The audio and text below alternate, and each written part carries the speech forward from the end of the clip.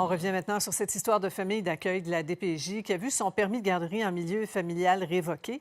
Mathieu, vous avez appris que l'accréditation de famille d'accueil de la DPJ a été octroyée alors qu'une enquête du ministère de la Famille était en cours. Absolument. Et je vais vous montrer, vous démontrer un peu ce qui s'est passé. Donc, les deux ministères impliqués, Famille, Santé, Services sociaux, donc garderie en milieu familial. Et il y a une enquête, effectivement, qui a duré 3 ans, de 2013 à 2016.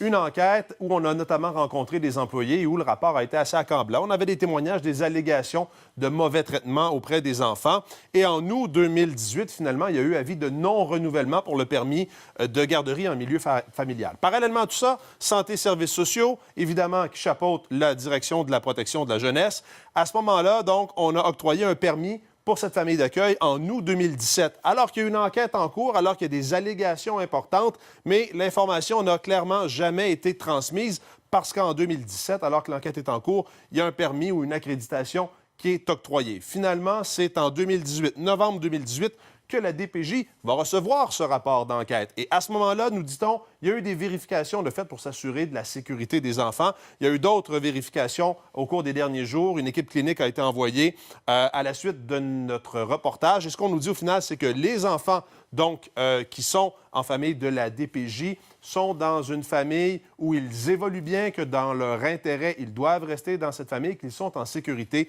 Mais ça soulève des questions sur tout le processus et sur un manque de communication à certains moments entre deux ministères extrêmement importants. Ouais. C'est le gouvernement qui a décidé de mettre sur pied une commission spéciale sur la protection de la jeunesse. Oui, bien justement, les événements des derniers jours, des 2 dernières semaines, n'ont pas de quoi rassurer et effectivement, le gouvernement devrait annoncer la semaine prochaine une commission spéciale pour faire le point sur la DPJ. Ça va peut-être rassurer des proches de la famille de ces enfants qui, malgré tout, même si les enfants, on les dit en sécurité, sont inquiets. Il y a également un sous-ministre à la protection de la jeunesse qui devrait être nommé. On peut écouter la réaction là-dessus de la députée libérale Hélène David.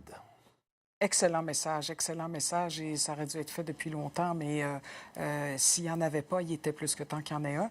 Et un win. On a vécu un grand moment à l'Assemblée nationale. Enfin, je suis convaincu que les gens en souhaitent davantage. Et en souhaitent davantage. Monsieur le premier ministre est venu nous embrasser, toutes les porte-paroles, etc. C'était extrêmement touchant. Et c'est pour ça que j'ai écrit au premier ministre hier en lui demandant, avec M. Arcan, de dire on l'attend avec impatience, cette annonce. Commission, vous l'aurez compris, transpartisane, une espèce de grandir dans la dignité qui devrait être annoncée donc la semaine prochaine. Oui, une belle unanimité là-dedans. Merci beaucoup, Mathieu. Je vous en prie.